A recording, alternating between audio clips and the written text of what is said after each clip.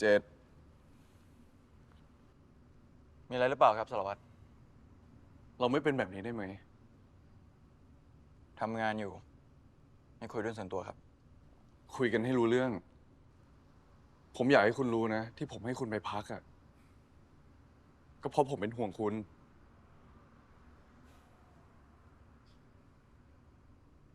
แล้วคุณเป็นห่วงอยู่ฝ่ายเดียวเลยดิผมไม่มีสิทธิ์ห่วงคุณเลยมั้ง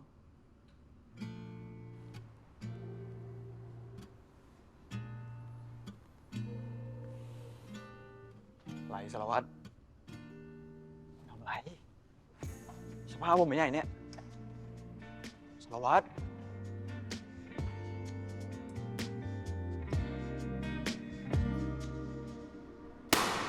Let's go แรงขึ้นอีกชอบต่อยมวยไม่ใช่เหรอทำไมมีแรงแค่เนี้ย ผมจะต่อยยังไงก็เรื่องของผม มาแรงขึ้นเฮ้ยขอแรงๆหน่อยดิยิ่งแรงอ่ะยิ่งคลายเครียดไม่ใช่เหรอ คุณหรือเปล่าที่เครียดไม่ใช่ผม ลบต่อย ยังไง เป็นวิธีที่ทำให้ผมหายโกรธเหรอ หายไปละ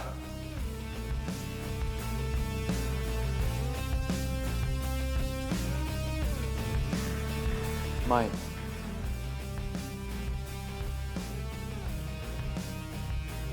เดี๋ยวน่ารักดิ มาไปลบ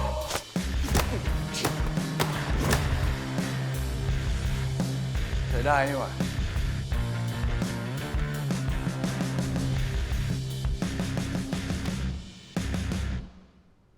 สารวัตรผมรู้นะคุณเป็นห่วงผมอะแต่ผมอยากจะบอกว่าลูกน้องคุณกับผมอะคือคนละคนกัน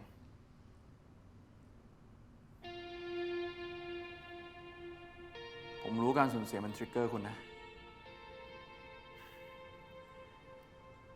แต่ผมอยากให้คุณรู้ว่าคุณไม่ผิดนะ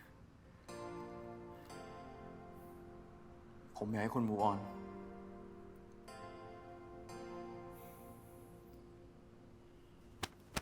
ได้ไหม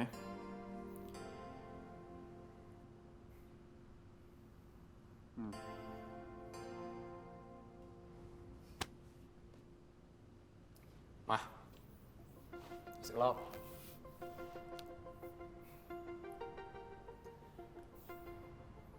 สารวัตร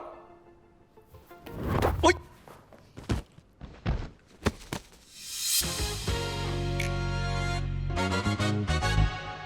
เธอส่งสายตาเหมือนจะท้า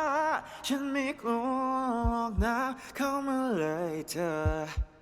จะลองดูก็ได้นะอย่าคิดว่าฉันจะยอมให้เธอ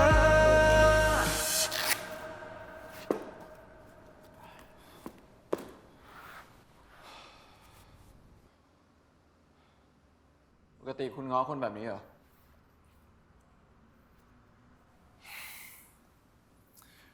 ผมไม่เคยงอใคร นี่ผมเป็นคนแรกของคุณเลย อย่าได้ใจไปเลย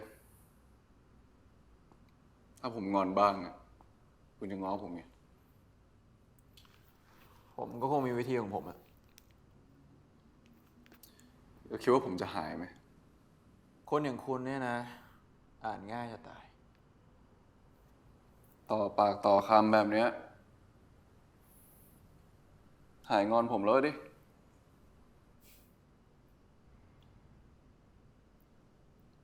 หายแน่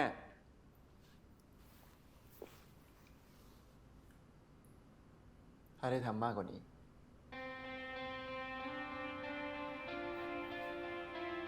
ไปที่บ้าน